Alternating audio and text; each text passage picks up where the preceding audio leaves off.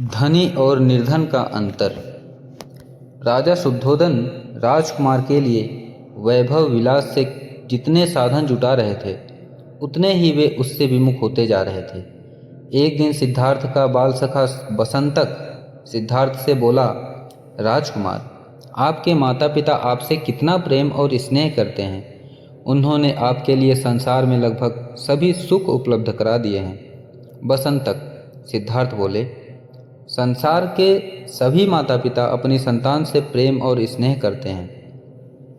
जिनके माता पिता की जितनी सामर्थ्य होती है वे अपनी संतान को सुख सुविधाएं उपलब्ध कराते हैं, किंतु यहाँ एक गंभीर प्रश्न उठता है।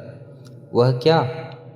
संसार में सभी लोग एक समान क्यों नहीं हैं? किसी के पास धन की मात्रा इतनी अधिक है कि वह इसे कहाँ खर्च करे, कहाँ नहीं, ये नहीं समझ पाता, जबकि दूसरी ओर किसी के पास इतना भी धन नहीं है कि वह 2 रोटी जुटा सके। संसार में यह अन्याय क्यों बसंतक? यह तो विविधा की लीला है, यह तो विधाता की लीला है राजकुमार। यह कहकर वसंतक मौन हो गया, किंतु राजकुमार सिद्धांत गहरे सोच में पड़ गए। राजकुमार सिद्धार्थ संसार के सभी वैभव विलास के प्रति विरक्ति का भाव रखते थे। यह देखकर राजा शुद्धोधन चिंतित हो उठे। उन्होंने असित ऋषि और राज्य ज्योतिष की भविष्यवाणी याद आने लगी। राजा शुद्धोधन को लगा कि राजकुमार सिद्धांत में सम्राट की अपेक्षा संत के गुण अधिक हैं। कहीं वह राज्य का त्याग कर सन्यास ही ना ग्रहण कर ले। यह सोचकर राजा चिंतित हो उठे।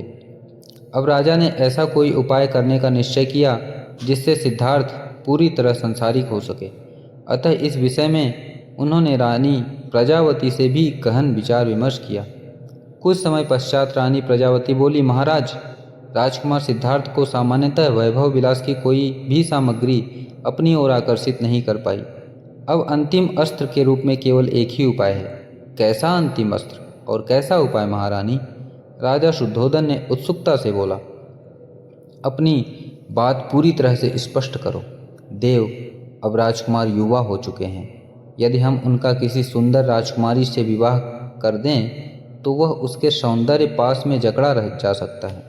कदाचित आपकी बात ठीक लगती है महारानी।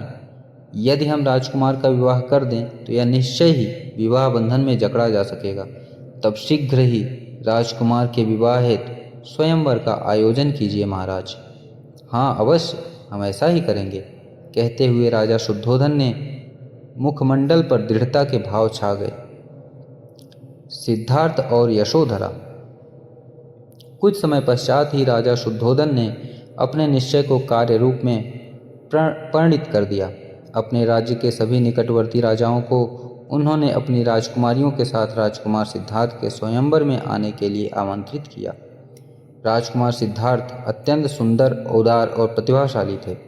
प्रत्येक राजा अपनी पुत्री का विवाह उनके साथ करने के लिए उत्सुक था। स्वयंवर की तिथि और वार निश्चित कर दिए गए थे। निर्धारित समय पर विभिन्न राज्यों के राजा अपनी पुत्रियों के साथ स्वयंवर में आ विराजे। स्वयंवर मंडप में सभी अभ्यागतों के बैठने और विश्राम की समुचित व्यवस्था की गई थी। मंडप को रंग बिरंगे पुष्पमालाओं में सुसज्जित किया गया था। एक और एक ऊंचे मंच पर राजकुमार सिद्धार्थ बैठे थे।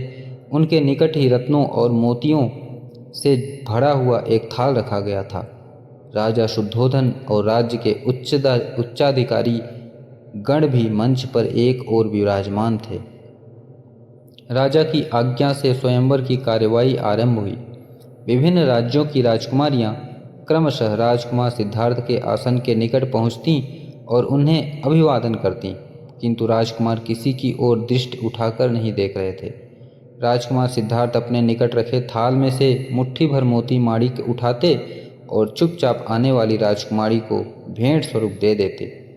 राजकुमारी उदास मुख लिए लौट जाती। बहुत देर से यही क्रम चलता रहा, यहाँ तक कि थाल के सभी मोती माणिक इसी प्रकार राजकुमारियों में वितरित होते गए। अब केवल थाल ही शेष था। अंततः एक राजकुमारी सिद्धार्थ के पास आई। उसकी आंखें चंचल हिरणी के समान थीं। उसकी पायलों की रुनझुन ने एकाएक राजकुमार सिद्धार्थ को अपनी ओर आकर्षित किया। राजकुमार ने उसी ओर देखा तो राजकुमारी का मुख लाज की लालिमा से लाल हो गया। इस राजकुमारी का नाम यशोधरा था।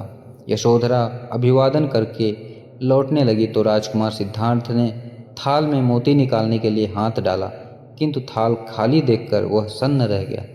राजकुमार सिद्धार्थ यशोधरा के सौंदर्य को सप्रेम निहार रहे थे, किंतु जब उन्हें मोती माणिक्य से भरा थाल रिक्त मिला तो वह बहुत संकोच हुआ। वे अपने मंच से उठ खड़े हुए और बिना कुछ सोचे विचारे ही यशोधरा के सामने जा खड़े हुए।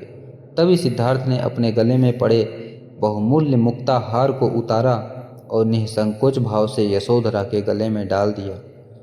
तभी स्वयंवर स्थल पर मंगल वाद्य बजने लगे और महाराज शुद्धोधन एवं राजकुमार सिद्धार्थ की जय जयकार गूंजने लगी।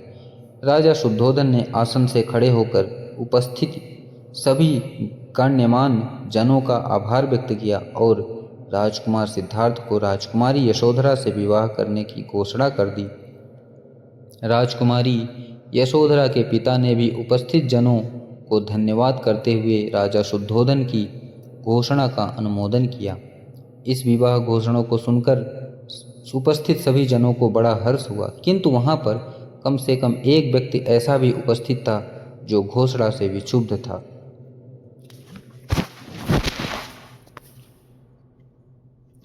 देवदत्त का विरोध। देवदत्त के मुख पर गहरे विषाद और क्षोभ के भाव थे। वह शीघ्रता से चलकर यशोधरा के पिता के पास पहुंचा और उनसे बोला, राजन, आपने तो यह प्रतिज्ञा की थी कि जो भी वीर पुरुष अस्त्र शस्त्र के संचालन में प्रतियोगिता का मुख्य विजेता रहेगा उसी के साथ राजकुमार यशोधरा का विवाह होगा। देवदत्त की बात सुनकर यशोधरा के पिता निरुत्तर हो गए। वास्तव में वे अपनी यह प्रतिज्ञा विस्मृत कर बैठे थे। अब उन्होंने तुरंत राजा शुद्धोधन से बात की और अस्त्र शस्त्र की प्रतियोगिता आयोजित करने का अनुराग किया। राजा शुद्धोधन ने अनुरोध स्वीकार कर लिया। सभी जनों का विचार था कि राजकुमार सिद्धार्थ कोमल हृदय का और अहिंसा में विश्वास करने वाला राजकुमार है और वह इस प्रतियोगिता में सहज ही पराजित हो जाएगा। परंतु हुआ इसके विपरीत। राजकुमार सिद्धार्थ ने अपने सभी प्रतिद्वंदियों को पराजित करके प्रथम विजेता का पद प्राप्त किया। राजकुमार सिद्धार्थ से पराजित होकर देवदत्त लज्जा से सिर झुकाकर वहां से चला गया। अपने राजकुमार की जीत पर राजा शुद्धोधन, रानी प्रजावती और सभी परिजनों को आश्चर्य मिश्रित प्रसन्नता हुई। अब यशोधरा के पिता ने प्रसन्नतापूर्वक अपनी पुत्री का विवाह राजकुमार सिद्धार्थ के साथ कर दिया। यशोधरा सिद्धार्थ जैसा सुंदर, गुणवान और प्रतिभा संपन्न थी। वीर पति पाकर बड़ी प्रसन्न थी। इसी प्रकार सिद्धार्थ भी यशोधरा जैसी सुंदर, सुशील और सज्जल अर्धांगिनी पाकर जैसे फूला न समाया था। यशोधरा को पाकर सिद्धार्थ जैसे स्वयं को भी भूल गया था। अपनी नवयौवना नवविवाहित पत्नी के साथ वह प्रायः पुष्प वाटिका में घूमता रहता था और उसके बालों में पुष्प सजाकर हंसता मुस्कुराता रहा।